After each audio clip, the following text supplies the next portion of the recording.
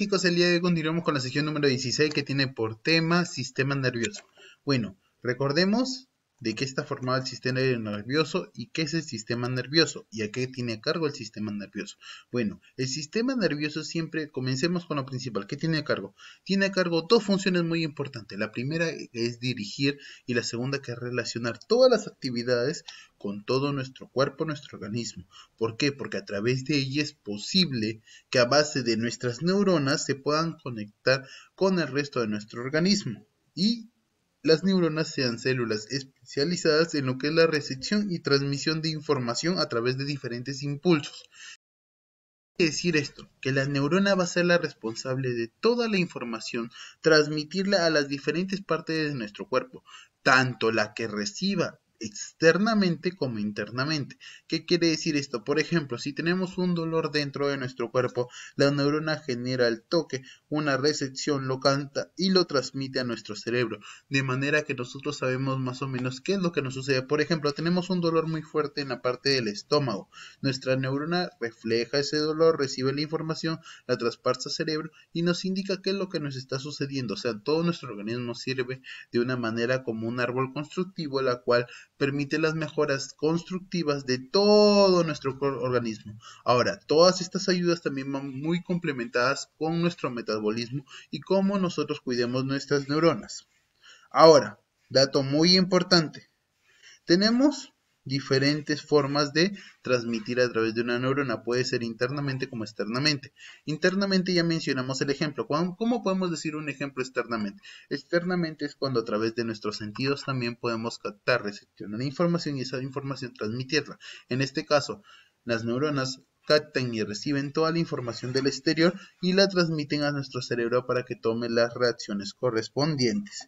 Bueno, a continuación continuaremos con sistema nervioso en invertebrados. Comenzaremos con los poríferos y cnidiarios. Existen redes nerviosas en sus organismos, pero no hay SNC. Es por eso que sus sensaciones que se producen en estas especies son imprecisas y lentas. Asimismo, los criaderos tienen células urticantes o citoblastos en su núcleo, las cuales tienen un filamento y tienen diferentes características. ¿A qué quiero llegar con esto? Que este tipo de sistema nervioso es un tipo de sistema más adaptado para cubrir ciertas funciones en estos organismos invertebrados. Ahora, los porífidos y cnidiarios son un tema un poco más diverso, lo cual su sistema nervioso está un poco menos que digamos adaptado. Continuamos con los platelmintos. Los platelmintos. Los platelmintos presentan un sistema nervioso bilateral. Pero, profe, ¿qué es bilateral?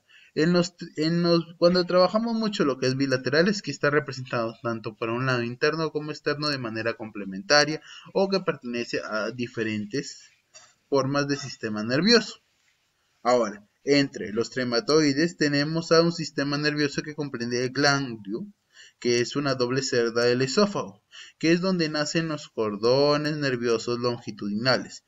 Ahora también tenemos, por ejemplo, el cestodes, que su sistema nervioso comprende un anillo en el cual se encuentra el scolets, que en otras palabras, como le llaman la falsa cabeza, que es donde ahí nacen los nervios longitudinales en hidras. Bueno, en otras palabras, en ambos nacen los medios nervios longitudinales, pero en unos nacen de manera un poco más adaptada que en otros, vale la aclaración. Como podemos ver, la forma de la espiral, como ya lo hemos dicho, del cerebro y el cordón nervioso, en este caso en un tipo de insecto.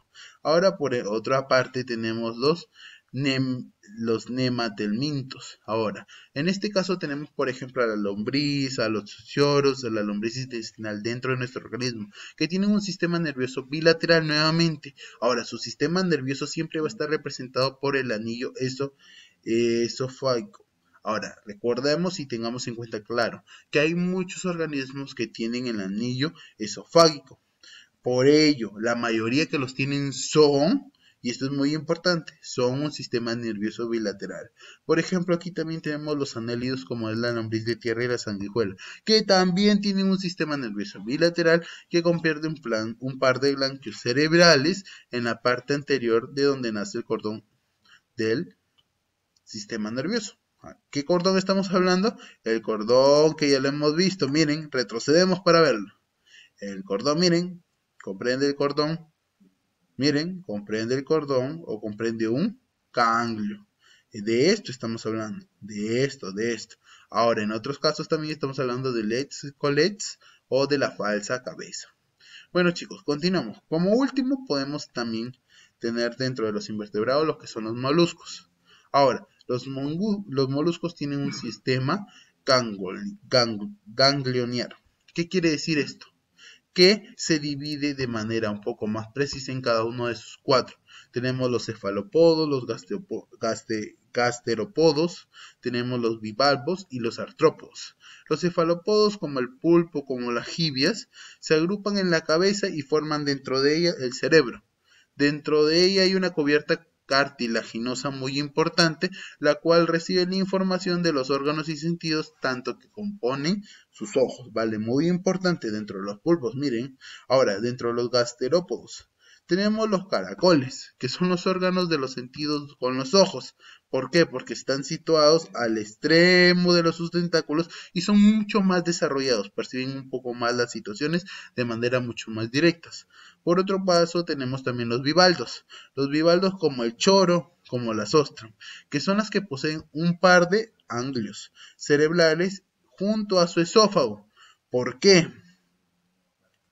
Porque permiten una mayor disasociación sobre ellos y su espacio.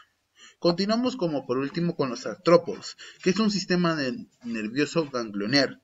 ¿Qué quiere decir esto? Que con una cadena de ganglios de posición ventral, los insectos tienen una masa nerviosa en la cabeza, de donde nace una cadena ganglionar vertebral. O sea, de ellas parten a nacer otra cadena secundaria, la cual redirige todo su cuerpo y todo su metabolismo. Vale la aclaración.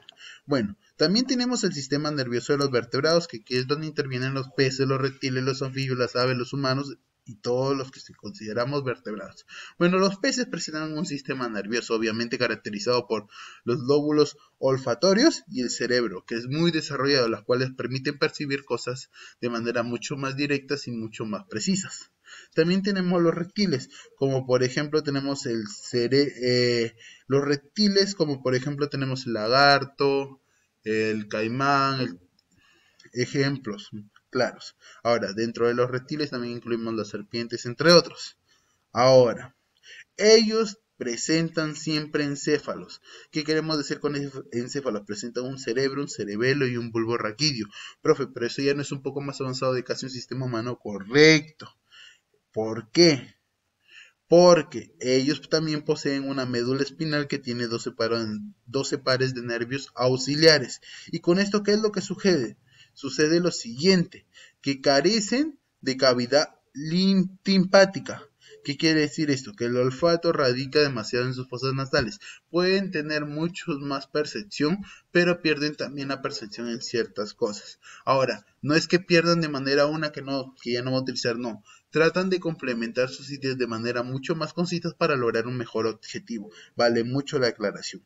Pasamos a lo que son ya las aves. Las aves son con un sistema nervioso semejante a los mamíferos. ¿Por qué? Porque su cerebelo es mucho más desarrollado porque tiene la función de mantener el equilibrio durante el vuelo.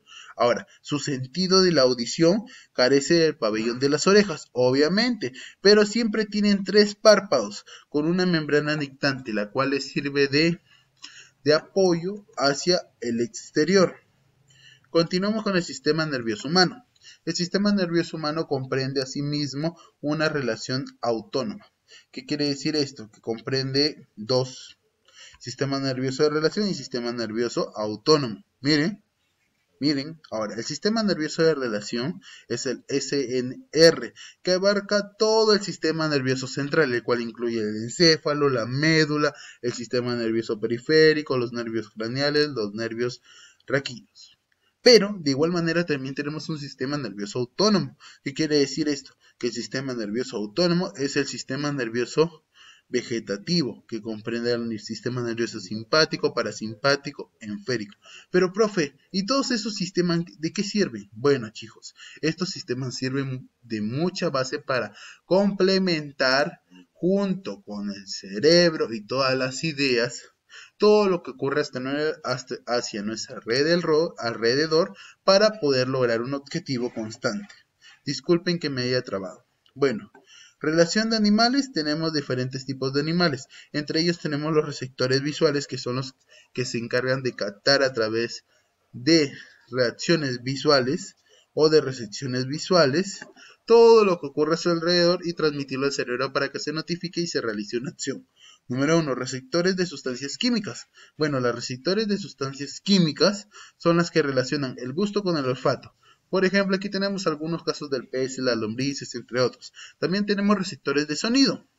Los receptores de sonido, en este caso, podemos poner como, por ejemplo, los insectos, que tienen diferentes receptores de sonido en todo su cuerpo.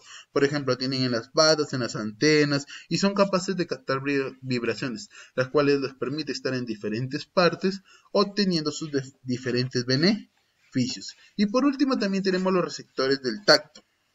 Los receptores del tacto son las terminaciones nerviosas que se encuentran en la epidermis, cerca de nuestras manos, las cuales transmiten las sensaciones a todos nuestros centros nerviosos y estas terminan percibiendo diferentes cosas, como por ejemplo la textura, el dolor, la presión, como ya lo hemos mencionado, hasta diferentes muestras de autonomía.